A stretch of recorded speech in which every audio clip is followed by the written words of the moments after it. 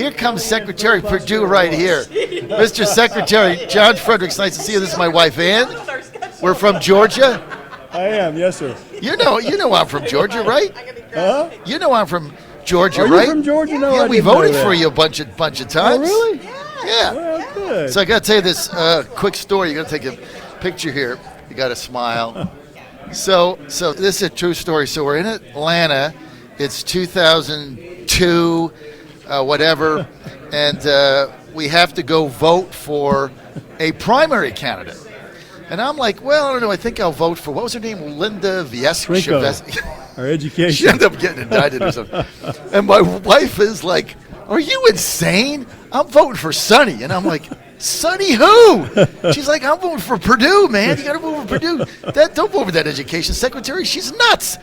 And so I'm like, I don't know anything about this guy. He's a farmer in Georgia somewhere. I've never heard of him. She's like, no, this guy's special. Let's vote for. Remember that? Right. So she got me to vote. So what was the attraction? I'm curious.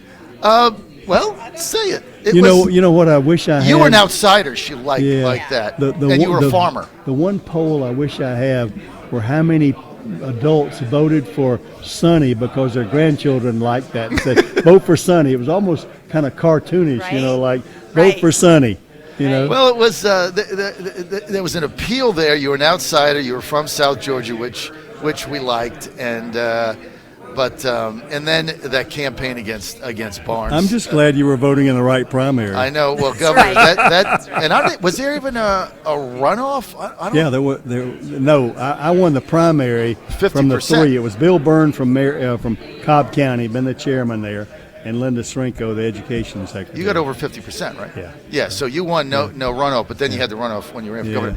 But the best ad in the history of all ads was the King Rat ad, right. with Governor Barnes running around in a cartoon with a rat and a crown on it, and King Rat Barnes. And every time we saw that, we just laughed. It was hilarious. That's what put you over the top. Well, that's what won the primary without a runoff.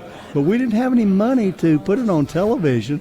We had to depend on the media. They're the ones that got it out. Oh, they're the ones that ran it? Yeah. It was like earned media. Oh, yeah, it was. We didn't have enough money to go on television.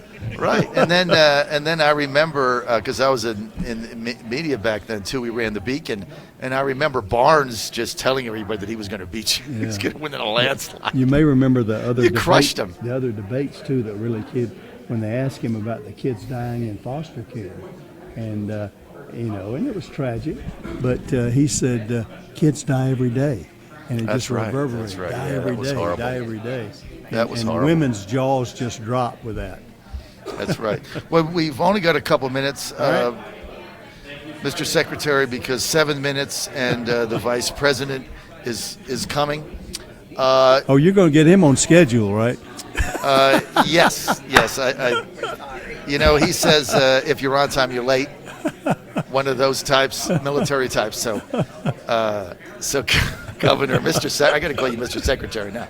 So have you talked to Pelosi? I mean, you're the Secretary of Ed. Did you pick up the phone and say, look, you're costing farmers, billions of dollars. You're costing jobs. Would you pick up the phone and ask her what the deal is? Well, I have not, but I'm going to take her at her word when she said it's imminent.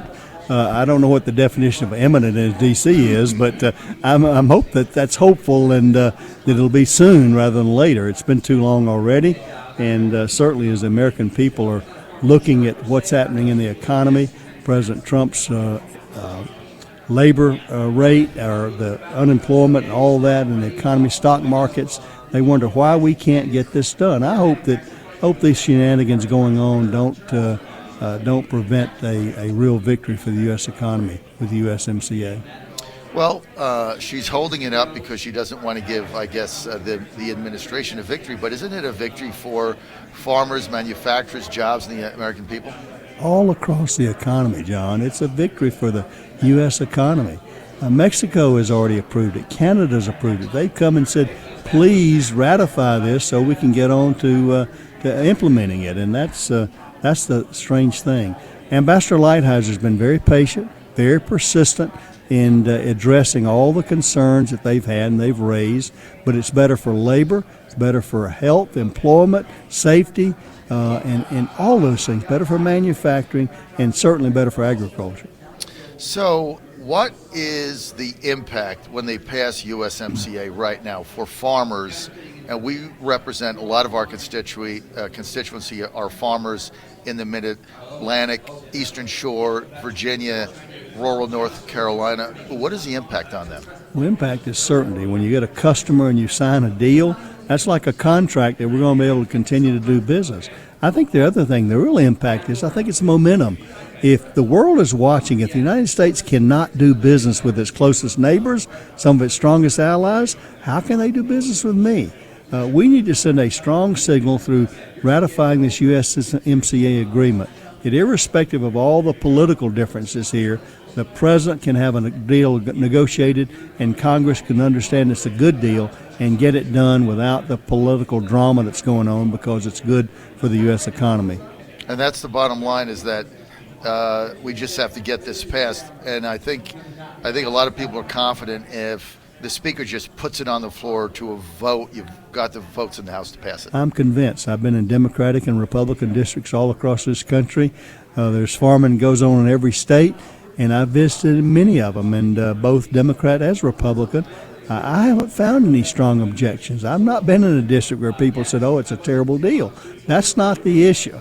And what is the holdup? That's what the American people are asking. What is the holdup? Why haven't we done this?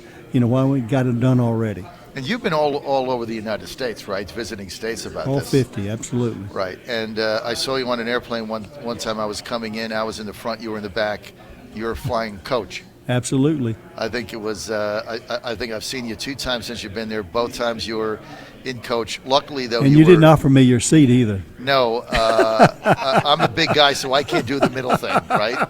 I can just about squeeze into those seats. I wouldn't want to die if I fly. But yeah, I always tell people that I saw him 2 times on planes going somewhere. I don't remember where Florida once. There he is, Secretary. The way we roll. Secretary Perdue, flying coach, right? A little bag of peanuts and a Coke. That's it. That's all he had. If you want anything else, you better bring it with you. Got a message for you, former Speaker of the House, Mark Burkholder. Saw you come on my show. Oh, absolutely. Always says hi. Well, was a big supporter return of the yours. regards. Fond of Mark. Yeah, he's hopefully he'll get an opportunity in the administration. He's been a big supporter of Trump's for a long time. Great. So, final word.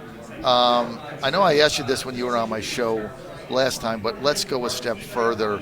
There's been a lot of pressure on Trump's cabinet, just a lot of pressure on them from outside media doing hit pieces, and a lot of them have resigned over it. How have you been managed to survive unscathed for so long? Well, it's I can't really answer that question. There are continuing hit pieces even on me. None of them really stick. We try to fulfill our motto at USDA. That's to do right and feed everyone. And we operate openly and transparently. And people will say some things, and the press picks those things up. But there's usually nothing there. It's a nothing burger. Nothing there. Nope. If you have the opportunity, we believe the president's going to get elected to a second term. He's certainly going to win Georgia. Would you see yourself staying? Well, that's too early to talk about it. You know what? The answer is I serve at the pleasure of the president. So if he wanted you, would you stay? Obviously, it's been a real honor, and I think there are things to be done still, and I would seriously consider that. Obviously, continue to operate in this administration. I think what he's done for the U.S. economy, what he's done for the American farmer, and I don't understand how a guy from New York loves American farmers like he does. He has a true affection and affinity for them. He likes to eat, but he also, I think he likes that they take little things and build big things with it. They take little seeds and they take the soil and prayer for rain and all that and make something bigger and better than themselves. Are you having fun? I am having fun. It's a great job. This is an amazing country, and this is an amazing constituency. I think also he likes the fact that agriculture and agriculturalists, farmers, foresters, producers, ranchers embody the great American spirit that built this country still. Well, Secretary Perdue, I want to thank you for being with us, and thank you for that. And also want to thank you. You probably don't remember this, but back when we were in Georgia, my wife and I owned a media company and a newspaper called The Beacon. Yep.